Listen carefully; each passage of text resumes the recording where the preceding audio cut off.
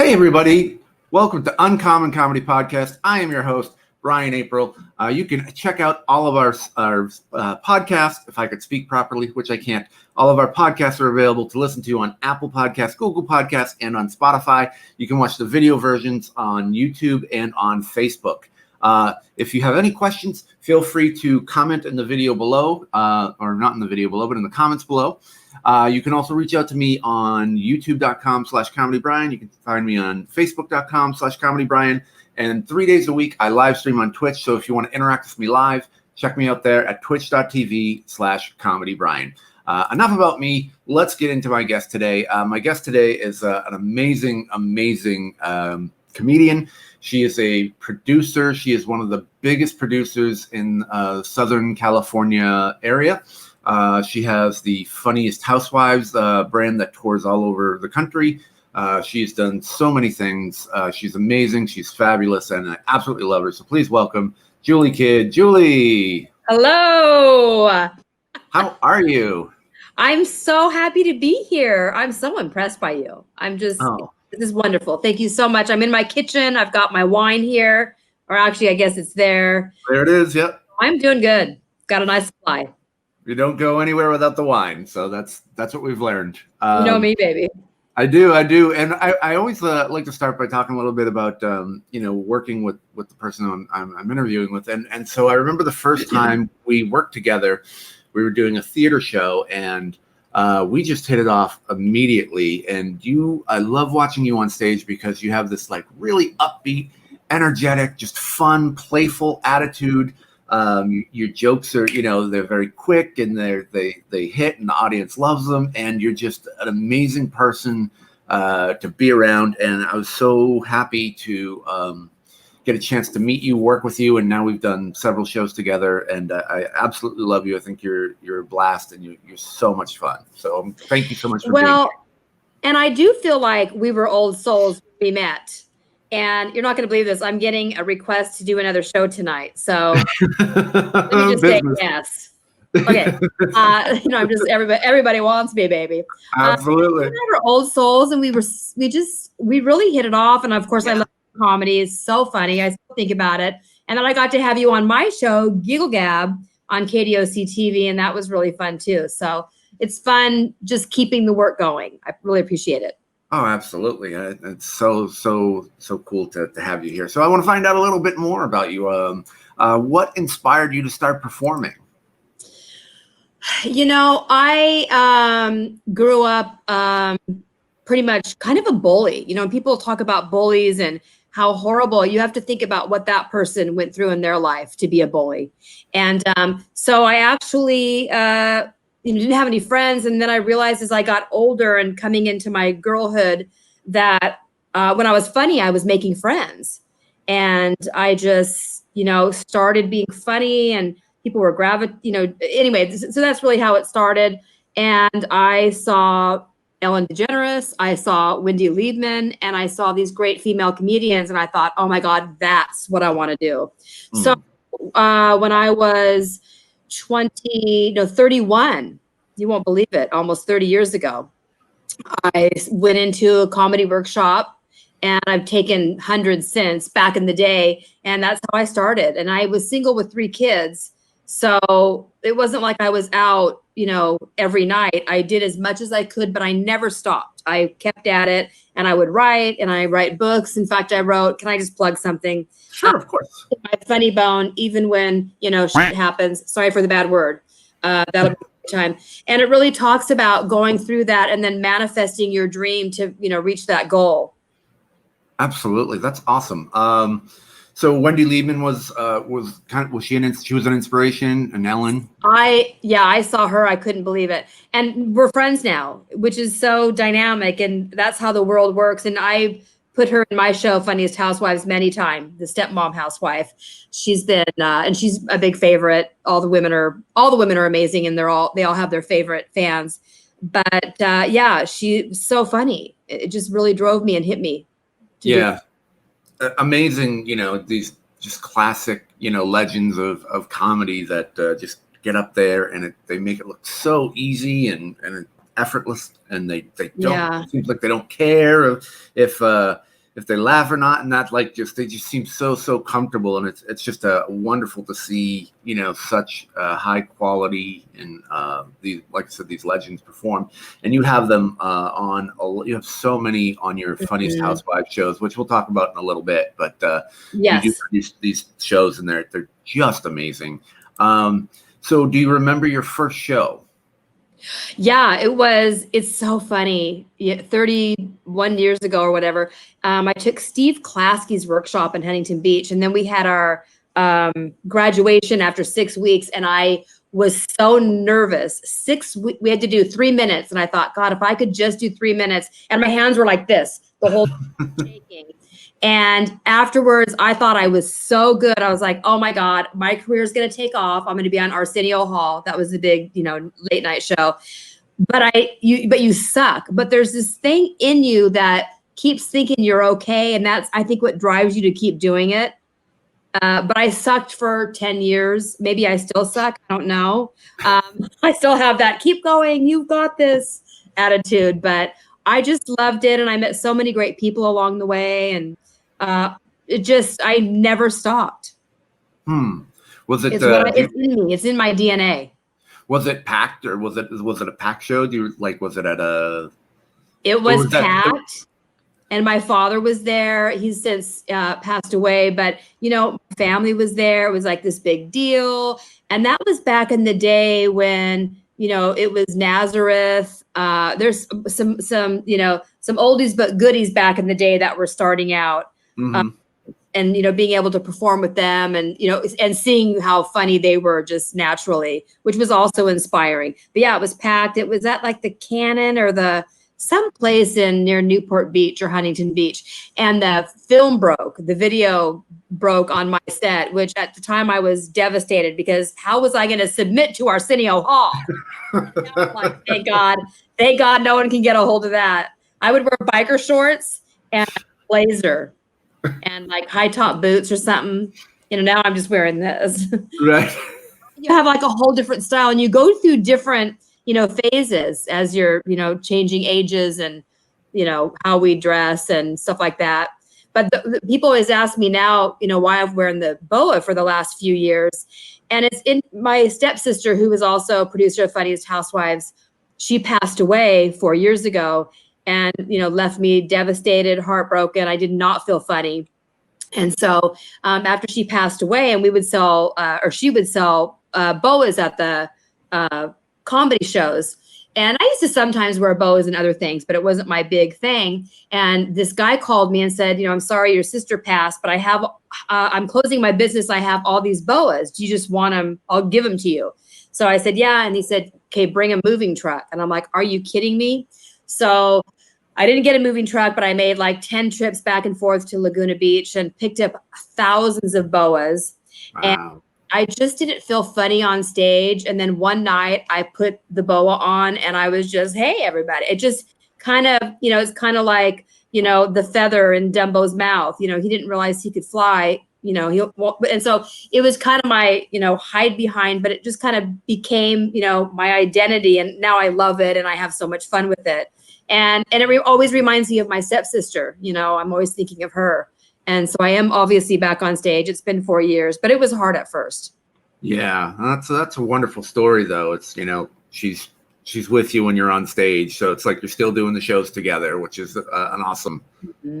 And she comes to me a lot. Sometimes I'll have, you know, help me with this. You know, I'm producing, because it's so much work producing a housewife show. And I really think she gave me an idea a couple weeks ago, maybe 3 weeks ago, that now I'm just barreling in, working on that has to do with the Funniest Housewives. I'm super excited about launching that. So we'll see. That's awesome. So how long did it take? Like you said, you said about the first 10 years, you felt like you sucked. How long did it take for things to click for you, where your performances kind of even out, and it's no longer like one good one, two bad ones, one decent one, you know, we're that wave? I think you can tell by the audience after the show when they start coming up to you, and then obviously people start, you know, booking you for shows. You know, I'm still honestly really hard on myself, and you know, like I said, I never stop. But sometimes, you know, we do that. It's part of the process. You suck. you're too fat, you're not funny. Like all these things that come in to, keep you from living your dreams. And so now with COVID, I was really kind of at a really exciting place in my career, and I was coaching and I was doing the Funniest Housewives comedy competition. So excited, gearing up for the next round and booking all these shows. I was doing a lot of public speaking and corporate work. And then COVID hit. And as like everybody, we're just stuck. And, it really makes you stop and think, is this really something I want to keep doing? Am I even, what's happening? And I'm aging. I have a grandson. I'm really in my kids' lives too, and they do great things. So interestingly enough, I was hired months ago to do this huge event. It was nationwide live stream, but it was supposed to be on stage at a big event. And with COVID, that got canceled. So I was kind of nervous to get on stage. It was for Women's Journey Foundation, 5th annual Divas concert. There was women from The Voice, American Idol, and they're raising money. And I was kind of nervous, but within 1 minute after holding that mic and just being on stage, I was like, I really do love this, even though it's been 5 months. And I was funny. And, of course, people come up after you, oh, you're so funny, you're so funny. And I was really humbled and gracious or in gratitude to receive, the love. And, I do want to keep doing this even when, with COVID happening and kind of out there and also not just doing housewife shows, but really branching out, doing other things. Well, you've done some funniest husband shows too. House Husbands? Is that? Yeah, the Funniest Husbands. Husbands, yeah. One of the husbands is a house husband. I need to have you. In fact, we had a big show in June at Brea Improv. Of course, everything got canceled this year, as you know. I had so many men saying I want to be in the husband show. Wait, I think I might have even had Tony. No, so a lot of people were saying, guys wanting to do it. And it was so neat. I finally thought, I'm going to really do this. And I reached out to some big players in the biz and they said yes. And they took on names, the Scattered Husband, the whatever, Don Friesen's done it, Tony Calabrese. And he had asked me a few times and I was going to dress him up, and then I have Jason Stewart, the gayest house husband, but he was the gayest housewife. And I love working with the Funniest Husbands. I was hosting them, but it just kind of didn't make sense. So I just produced it. And then I have a Funniest Husband host. Tom Reel was going to host in June. Oh, okay. Yeah, Tom is great. I love Tom. Yeah. So as you were starting out, what was the best piece of advice you received about stand-up? The one thing that really comes to mind is when people go, hey, have fun on stage. What is that? We're just fumbling around and, doing all the wrong stage presence things, hanging onto the mic too hard, twirling the mic cord and, standing way far back in the stage, but also, you learn how to manipulate and work the stage and the audience. But the big thing is when people say, just be yourself. And especially when you're young, like a lot of us, what does that mean? What do you mean be myself? Which part of myself? The one that was, we have so many different facets to our personality. And some of us, are putting on a big, have a big wall. We don't really know who we are. We can, sometimes I see people doing comedy and I'm like, oh, that's like, they're doing like fake comedy. They're emulating a comedian on stage. Really, the most important is be yourself and be unique to who you are. And sometimes I have that little voice that goes, but you're this and this and this, and that's just not going to work. But it really makes you stand out among other comedians. Absolutely. And that's the best advice. Find out how to really, really be yourself on stage. And if you're nervous, be nervous. Talk about it. That's good advice. And also, I think, too, what a lot of people don't realize is that that's going to evolve over time.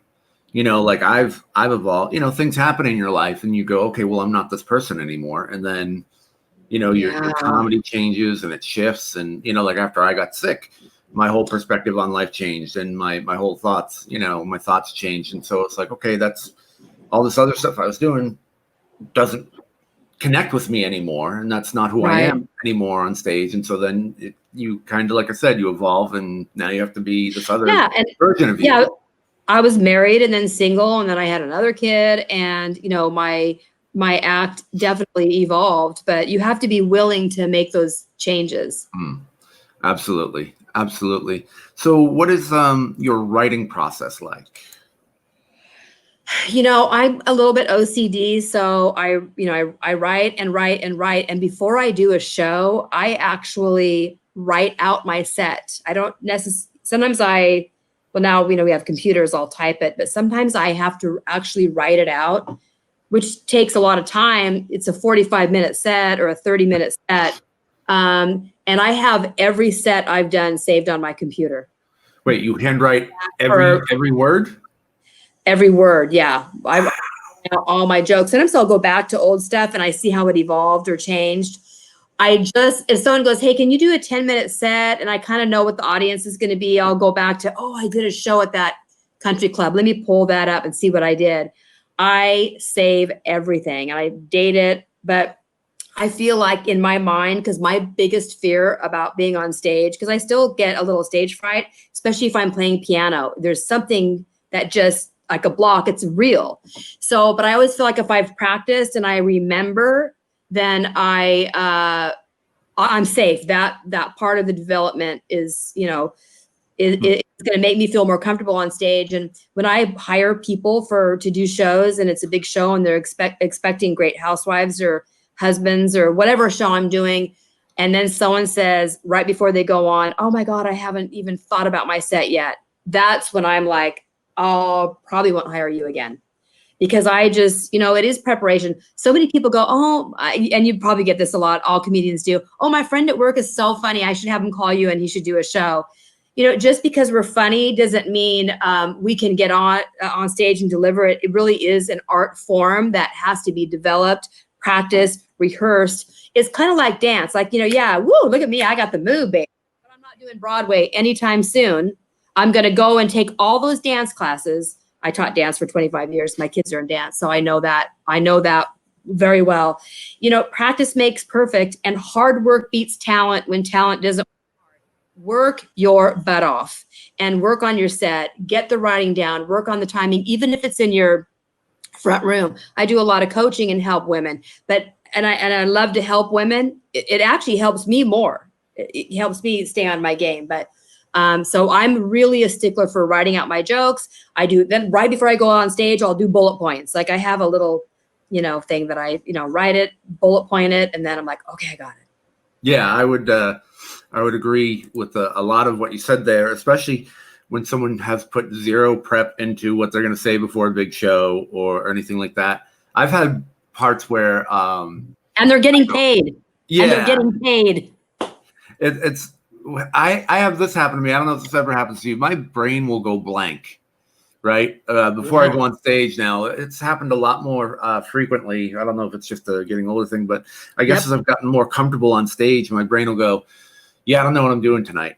And my brain goes, sure you do. You're doing your act, And then I'm like, no, I have no idea what that is. And I could be looking at my set list and go, I don't recognize any of these, my brain. Yeah, that's the thing. It just, something about me goes, oh my gosh, I can't figure this out. But I know if I've practiced for a week before a big show, and also you never know who's going to be in the audience to book you for another corporate event or come, do a charity, or someone who's a producer. I just really believe in preparation. Absolutely. You should absolutely be prepared, especially if it's paid. I mean, it should be always, but especially if it's paid. You need to give, play the hits, 100%. Yeah, all the way. And then the other thing you said too about coaching is really interesting, because I do a lot of coaching as well. It does reinforce things for you. And then when you start with someone who's never done it before, you go back to like basics, and you're like, oh yeah. I have to, I forgot about the basics. There we go. So right. It's such a great industry and a great art form. And and your brain gets really fast. I mean, it really helps. It's working that muscle, as they say. Even with, it's with anything, even singing. I do a lot of parodies, and, I kind of consider myself a fake singer. And I always thought, oh, you can't you can't just sing, like, but if you can't sing, you can't sing. But, our vocal cords are muscles, and you just keep taking those vocal lessons over. And before you know it, you're like, wow, I can sing. And I don't have to be Diana Ross. I'm doing, show parodies, but I'm always amazed when people go, oh my God, you're so funny, but I didn't know you could sing so well. My little voice is like, wow, I faked them out. But, I do a lot of vocal exercises, before I do that. And it helps with, breathing and everything, of course, as well. Well, and it's like that with impressions as well. Most people just go, oh, you can just do impressions. But and that's basically how I did it before, was just kind of through practice on my own. But I've recently stumbled across this series that breaks down voice manipulation and the different muscles and your larynx and your vocal cords. And, the soft palate and your tongue and all of that sort of stuff. And so I've been trying to study on that, because if I can get that stuff down and learn all that and really learn to control that, then I can get anything, anything within my range. I'm so impressed by impressions. I don't know how people, I just got kind of hot. I don't know how people, that is such a whole different talent, But again, it's just muscle memory and all of that. So it's the same kind of thing, and people have no idea how many hours it takes to really tune in and but it's like anything, like I said, singing, dancing, athletes, they put hours in. So if you love something and you want to do it on stage and get paid, you've got to put the work in. It will take time, and stage presence is something that learns, you have to have the stage experience. Absolutely. So now we come to my favorite question. Everybody's favorite question, really. Are you ready for this? All right. I'm ready for anything. What was your worst show ever? We want the details. Well, I guess there's probably been a couple things. Once I was in the beginning, I was at like a Pizza Hut or something, and they made a stage, a mock stage, and I did fall through the stage. One time I did a big contest and I moved on, and I was happy, but I got a lot of really mean emails saying you sucked, you shouldn't have moved on. So that always kind of left a really hard place in my heart. But the worst thing I've done, the most humiliating, I'm going to say, it's a toss up. But you can tell us both. I was on Dr. Phil, and he humiliated me. I thought it would be really funny. I was doing a tap dance fitness thing, and so it wasn't really comedy related, but he embarrassed me and humiliated me on national TV. Like, I cried. So I went on to, because I was promoting my tap dance fitness video, and he said, did you even do your homework? Like, would anybody ever want to tap dance to lose weight? And then he's like, and then you put all this money into your dream, and he just put me down, and the audience was laughing.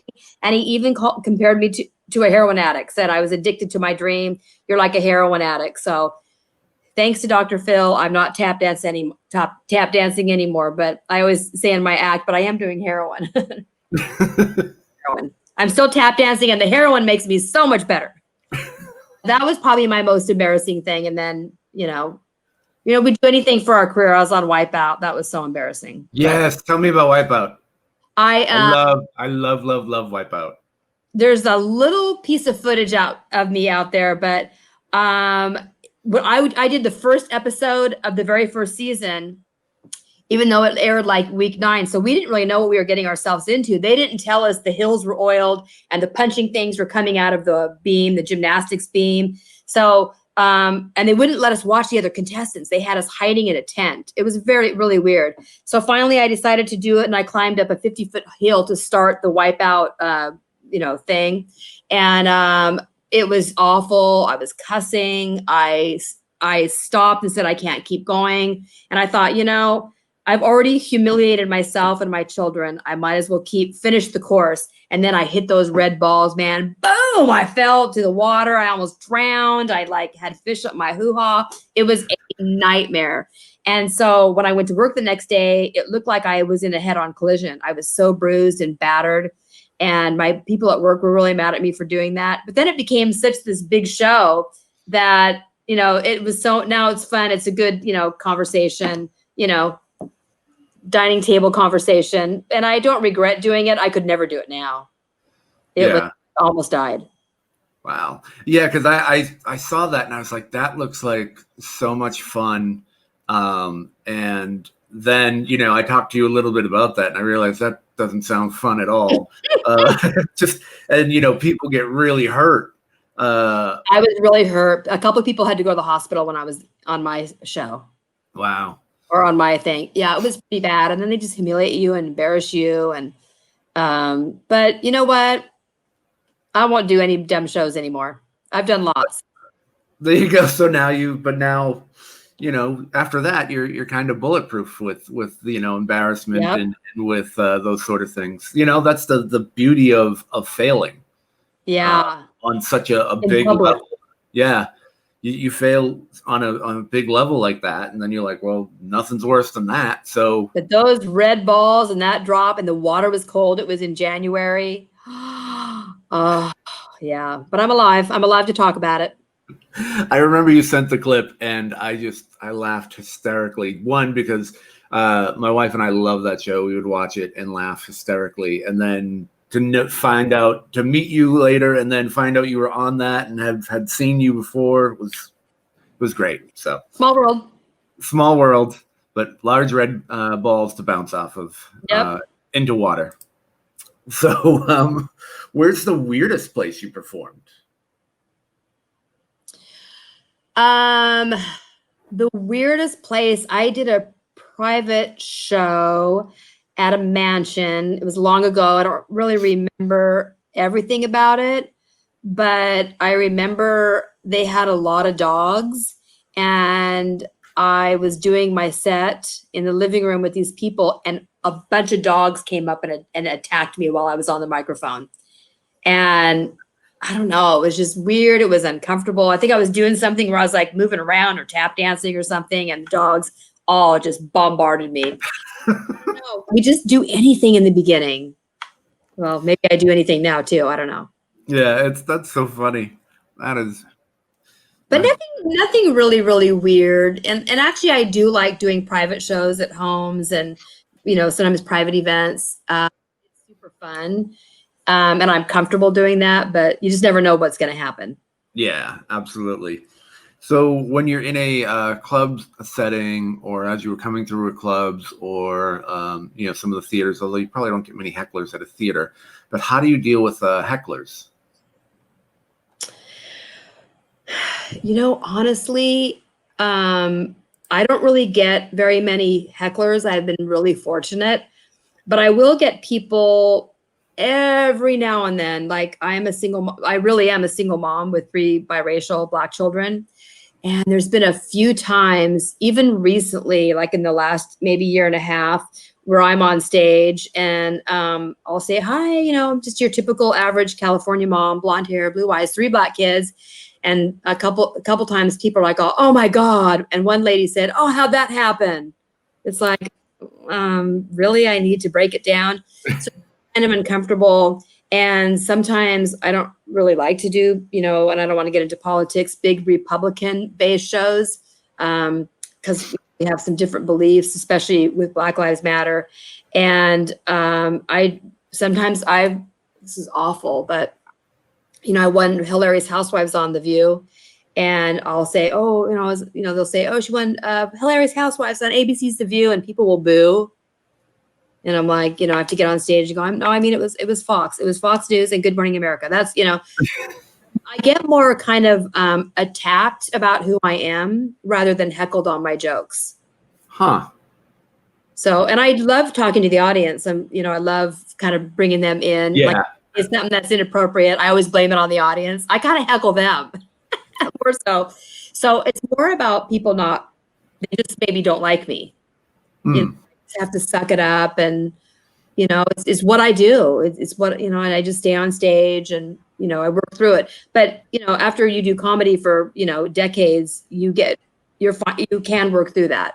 If you were just starting, it would be difficult. Yeah, it definitely, the more you do it, and the easier it does get. We are talking with Julie Kidd, who is a comedian and producer. the fabulous Julie Kidd. She is all over the place. You can find her on YouTube at Julie Kidd, Kidd, the Funny Mom. Her website is funnymomproductions.com. You can follow her on Instagram at Julie Kidd, the Funny Mom, and on Facebook at Julie Kidd. So we're talking about that. You do some coaching, and we'll start to get into a little bit more of the producing stuff. But what is the biggest mistake that you see a lot of new comedians make?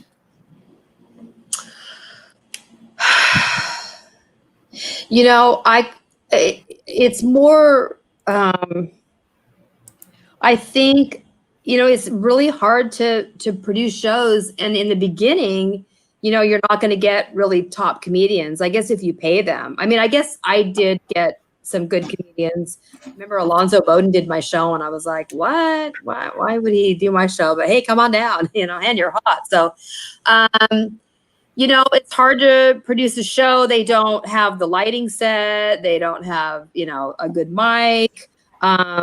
They let people, they don't give people the specific, like you're doing 5 minutes, 10 minutes, you know, what's the lineup? Like, I feel like they just don't, when you're producing a show, you know, it's like a job. You have to get everything set up. And so when I come in, you make it as easy and as comfortable to do my job as possible. And, you know, I know a lot of people have rules. I think it's hard when I want to know the rules maybe ahead of time, like a 2-drink minimum. You could bring one person, you know, no cussing. You know, I'm a professional, so I realize that. But sometimes you get to shows that people are producing and the producer's not very nice. And they're like, you know, and also, you know, they start throwing this stuff at you. So now you're feeling, I mean, you work around it. Obviously, I'm a professional, but I think you need to uplift your talent. You know, you guys, it's gonna be a great show. Oh my God, I'm so glad to have you here. Don't all of a sudden get into this ego place, because you want to deliver the best show possible.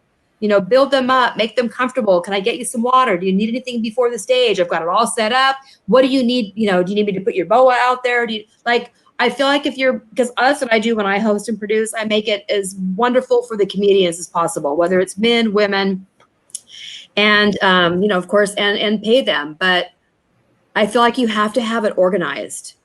Mm-hmm. And make sure, you know, all the tables are up front. Like there's all those little things, you know, you walk into a venue and you're like, oh wait, the people are like 8 feet back. What's happening? And they're eating when you're going up. Like make sure you have the, you know, the dynamic all set out. I don't know. Yeah. If you know what I mean. Mm-hmm, absolutely. So how did you get into producing shows? I think that when you're just doing, you know, in the beginning of comedy, I think producing shows, you have people do your show and then they'll put you on their show. Maybe not like at a high level, you know, maybe you're not going to be going to, you know, the Improv on a Saturday night, but, and then you're networking with people. And I think that makes you strong. And I love producing shows, especially the Funniest Housewives, and I host them.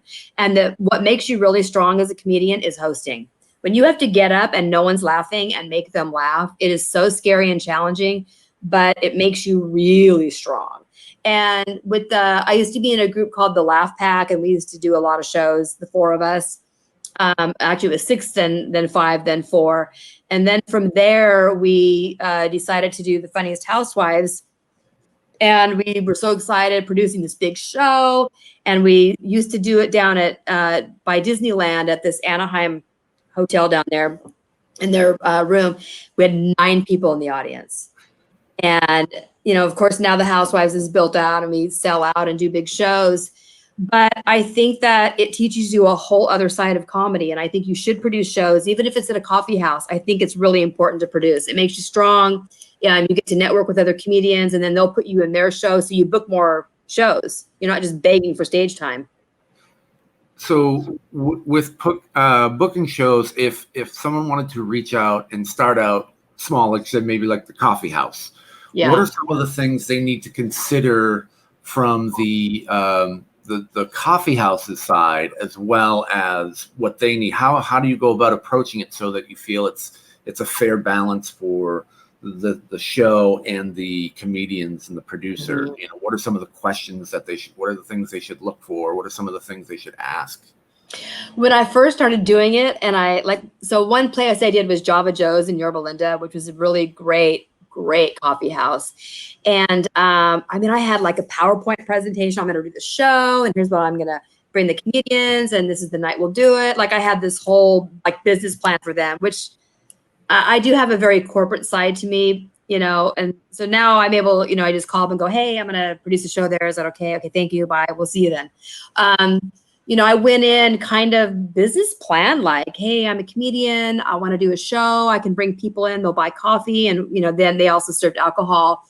Do you have any kind of a budget? I think I can, you know, guarantee, you know, however many people. But sometimes you just have to have a tip jar. You're not going to probably get a huge headliner to come down and do, you know, Java Joe's Coffee House. I did get some really great people. I did get I was able to work out a little bit of a budget. Vic Dunlop, Tom Clark did it. Vic Dunlop, like what? Alonzo Bowden. So, you know, I had been doing comedy a long time, but I was not anybody in the business. But it did make me strong. But I just approached the owner and said, I do comedy and I have a pretty good network base. I'd love to get, you know, 4 to 6 comedians doing so much time, keep it clean. Of course, they'll have their own rules. And they did give me a small budget. So, and then I would do a tip jar too. Yeah, and you would be surprised how many, you know, comedians will come down if it's a reasonable enough setting and it's a good time just to work out. You know, maybe they say, hey, don't advertise me because I have management or whatever, but you can still get some really good talent to come out and perform. Yeah. Right. And it's just always what I love about your shows is it's always quality, and that is to me the most important thing. You consistently put out a quality show, no matter where, no matter who, and that is so important, because even if it's for those 9 people that you had at that, you know, those 9 people see a good, you know, quality show. The owners see that and they go, wow, this is really good. This is something I can believe in.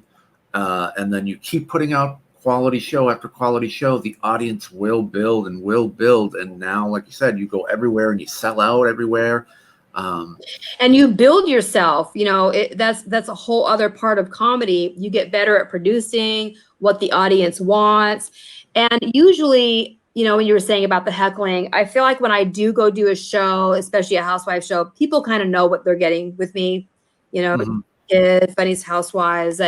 You know, not that I have this huge following by any means, but they a little bit know. There's the few people out in different states that are like, oh, you have Black kids. I mean, which, you know, really hurts my heart, but I can't please them anyway. So I don't focus on that heckler. I focus on the rest of the audience. And first starting out, we're like, oh my God, they're heckling me. You get so freaked out about that one person. Forget about them, work the rest of the crowd.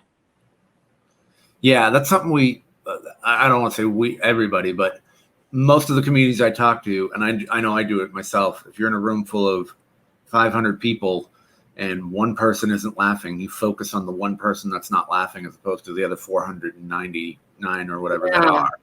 It's so bizarre that that's all you see, you know, and I've really worked hard to try to let go, okay, you know, I'll try to get that person, and then, you know, I'll try to get him, and I'll try to get, but I don't just focus on, oh, he's not laughing.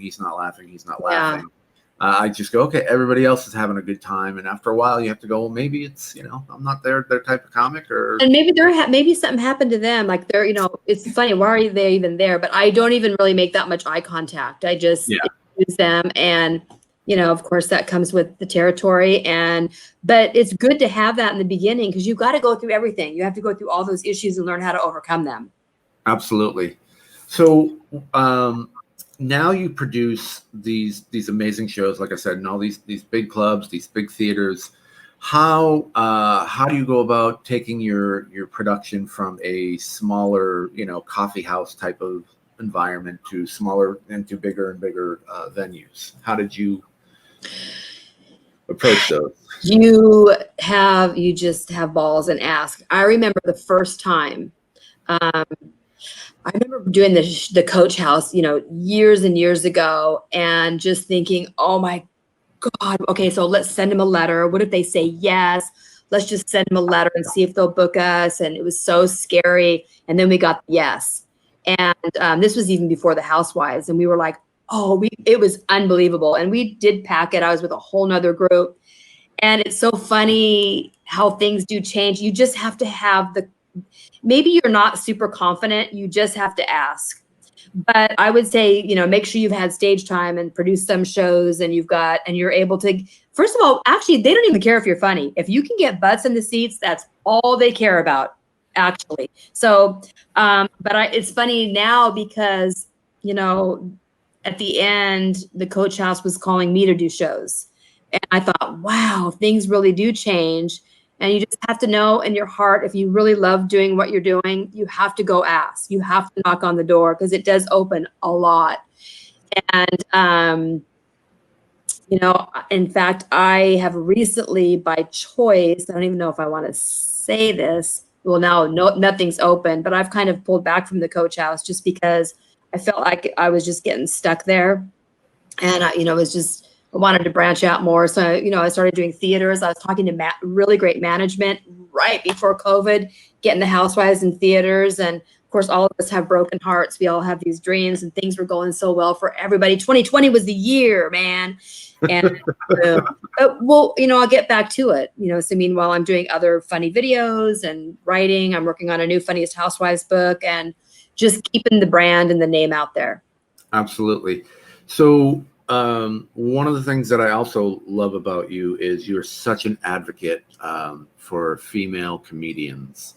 You have, all female shows, and you bring, like I said, killers, just absolute killers, because there's this stigma of women aren't funny and they're not talented, and it's so not true. You go to the shows that you produce, and you're like, holy cow, they just like I said, they're just absolute killers. And then you do a lot of, like I said, mentoring and coaching for female comedians. You do a lot of things helping them out in the beginning. And what is your, your view of maybe where you started, where females were viewed in comedy, and kind of how it's evolved now? Yeah, so many people, females aren't funny, but look at Saturday Night Live. The women on SNL are so amazing and just hilarious. And I have great women in the Housewives, and they all have these great credits. And I am so proud of the Funniest Housewives. I don't get as many people coming to the Funniest Husbands, and I have great comics, but right. Somehow the Funniest Housewives just has built over the past decade. And I don't know, I really don't know where that comes from, except to say, I feel like I was really poo-pooed upon. You have your little comedy clicks in the beginning, and it does a lot of bashing to your self-esteem, confidence. It's heartbreaking sometimes. So I see these women who are really funny and they're kind of starting out, and I love to just kind of sit with them, if they want to. I don't go, hey, come over here, but I was doing a lot of coaching this year, and I was loving it and making friends and seeing so much potential. I know what it's like to just kind of like be scared. And I would coach them with their, with their stage presence and their comedy and their writing, and, kind of filter a little bit. And then the last thing that I was doing was I was doing a film session, 3-camera. My son is from LA Film School. He's a great photography, videographer. We were doing the women that were ready, a 5-minute film that they could send out to book shows. And we were going to film that at the Rec Room in Huntington Beach. And, we had the room packed and ready to rock. And then boom, it just, got destroyed. So I will be getting back to that. And I work, on other things. I'm also an, advocate for Black Lives Matters. My son is an activist in the community. I think I mentioned that already, but he and I together work, a lot with, photography and videography for female comedians. And I just love doing that. I'm a female comedian. I know what it's like to be poo-pooed upon for years and years and years. And it's so nice to see that, someone's turning around and giving that helping hand up. And being a strong voice and a loud voice and a beacon of hope and inspiration for female comics. I mean, Yeah. you are not only a great performer and a great producer, but you are such a smart businesswoman within Thank the you. world of comedy. And I don't know if you would talk maybe a little bit about. I didn't have this listed as a question, but we're just kind of going there. What can you give advice to people for comics, male or female, doesn't matter, but about treating stand-up like a business? Yeah. Yeah, because you're promoting your brand. Find what makes you stick out and makes you unique and really promote that brand. And don't feel like you have to rush it. Like I've had people that have done comedy, twice in their life and they want to be in the housewife show. It does take a long time to get there. So you have to be patient and you have to work on your craft. I just, it does take time. Oh my God, I forgot the question. What was the question? We were just talking about treating it as a business. And, if someone's brand new, like you need to have the product, like your active product. So without that, there's nothing, like you said. And one thing, one little base leads to the next, This one gets shut down, but it leads to this. So, as you get started in your career, don't feel like you have to have 60 minutes or 45 minutes. Get the funniest, short set you have. And also, like having a book or having a product also kind of brands you too. Now you have something to bring to the table. And now I'm getting more into public speaking, bringing my comedy into public speaking. It just took a long time to get there, but I also have worked for one of the largest tax firms in the world. So I have a very corporate side to me. And, I learned all myself. You know what? Do the homework, learn how to build a website, go on YouTube, learn how to do Instagram, learn how to do an iMovie. All that stuff I have learned on my own. And I do get a lot of people, hey, can you help me do this? YouTube it. You can learn anything on YouTube. I did 10 years that's how I learned all my palm reading in 10 years. I'm a palm reader because I love some of the teachers on YouTube. I learned how to play guitar. I learned how to play piano. You know what? If you're really serious about this, then you're going to learn about it. Go on YouTube. What are other people doing? How are they promoting? It's a business. Absolutely. It's not good enough just to do have 5 or 30 minutes of comedy. Absolutely. Especially now, and that's one thing I'm super behind on was the social media, because that's our currency now. So yeah, and it's competitive. It's so competitive now, and we're all thinking outside the box. We're creative beings. I'm looking at what you're doing, I'm so impressed, with this and what you're doing, and I think about getting into it. But I do get my plate a little bit full sometimes. So, but yeah, it is a business, and you got to learn everything you can. Watch other people, study them.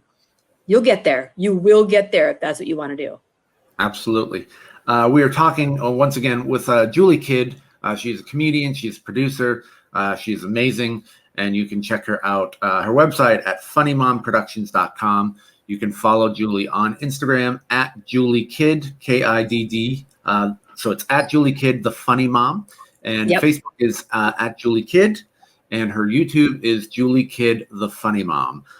So we're going to get into an organization that you wanted to kind of highlight. There was two, actually. We want to talk real quickly about Black in the OC. The Black OC Instagram at the Black OC is my son's organization, and he's working on some documentaries, and he's doing a lot of things to get Blacks in the community, buying businesses. So he is just out there speaking on the front lines. It's scary sometimes. He has just done so much work in the Black community. So I'm super proud of him, and I help him. He makes we sell unity flags, which are bandanas from Black, brown, white, and beige, representing all races, all cultures. So we sell unity flags, and they just got really popular, and I'm at home sewing those. He's cutting, I'm sewing, and we're out there speaking. But I also am really involved with Women's Journey Foundation, and I just did a big event for them Sunday night. It was nation live streaming across the nation. It was the 5th annual Divas concert. Did I mention that already with the voice or maybe we talked about that. So I love Women's Journey Foundation because they also uplift women that are, struggling and, you know, in different situations, and they raise money and they raise awareness, and they do so many events supporting girls and women. And I love Women's Journey Foundation. And in fact, I'm doing a book with the funniest housewives, the women that have graced the stage of the funniest housewives: Wendy Liebman, Leanne Morgan, Vicky Barbalack, great women. It's called Laffirmations, and we are putting jokes and inspirational quotes in there. And I'm going to be giving a lot of proceeds to Women's Journey Foundation. So I'm really excited to give back that way as well. That sounds like an amazing organization. And you can find out more about them at www.womensjourneyfoundation.org. That's womensjourneyfoundation.org. You know, we're running out of time. I don't know if you had any more that you wanted to say about the foundation, but I'll give you that opportunity. I just love Patty Terrell and what she does. So if you have any girls that are really struggling out there, I would suggest getting in touch with Women's Journey Foundation. They do so much, and they build self-esteem and confidence. But yeah, look for the book, Laffirmations with the Funniest Housewives. I'm super excited about getting that out there and promoting that, and getting back to live stage comedy. Oh, I had so much fun at the hosting and emceeing their diva concert. It was so fun to be on stage and just, you know, holding that mic. That's like our pacifier, right? Absolutely. Absolutely. So again, check out their website, womensjourneyfoundation.org. And I want to thank the viewers and listeners for tuning in. I would like to thank our wonderful and amazing guest, the fabulous Julie Kidd, for coming in and sharing your time and your stories and your knowledge with everyone. And we will hopefully get to do some shows together soon. Yeah, so I'm going to put you on a husband show too. And if anybody wants to email me at thefunnymom@gmail.com, if you're a female comedian, I'm always here to help and, you know, and coach. And thank you, Brian, for having me. I feel so honored to be here and talk. It's fun to talk, you know, comedy shop. Absolutely. I love it. It's one of my favorite things to do, and you're one of my favorite people to do it with. So we will talk to you really, really soon. Thank you again, Julie, and thank you to everyone for watching, and we'll see you next time. Okay. Bye, everybody.